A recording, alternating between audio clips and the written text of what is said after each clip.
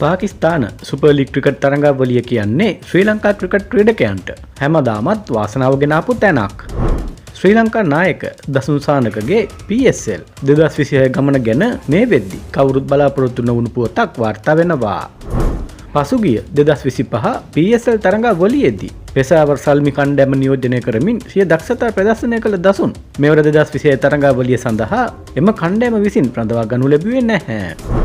ඒ අනුව පෙසාවර් සල්මි කණ්ඩායම විසින් නිදහස් කළ ක්‍රීඩකයන් අතරට දසුන් සානකගේ නම ඇතුළත් වීම ඔහුගේ රසිකයන්ට යම් කනගාටුවක් ගෙන දුන්නත් මෙහි පිටුපස දසුන්ට වාසිදායක වන තවත් පැත්තක් තිබෙනවා.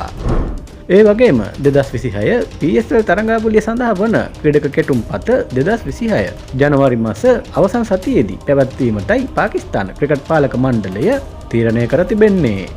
මෙවර විශේෂත්වය වන්නේ පාකිස්තාන සුපර් ලීග් ඉතිහාසයේ පළමු වතාවට කණ්ඩායම් සංඛ්‍යාව 6 සිට 8 දක්වා ඉහළ යාමයි.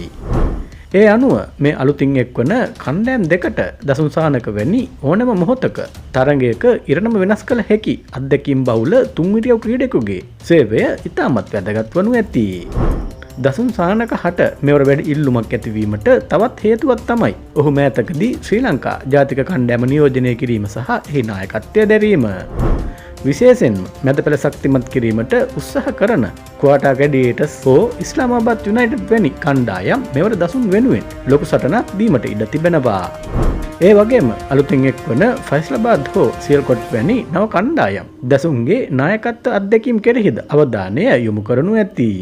දසුන් සානක කියන්නේ පීඩනය හමුවේ නොසලී සිටින ක්‍රීඩකයෙක් බැවින් පෙසාවර් සල්මි කණ්ඩායමෙන් ඉවත් වුණත් 2026 PSL ඩ්‍රාෆ්ට් එකේදී දසුන්ට මීට වඩා හොඳ අවස්ථාවක් ලැබනු ඇති බවයි ක්‍රිකට් විචාරකයන් පවසන්නේ.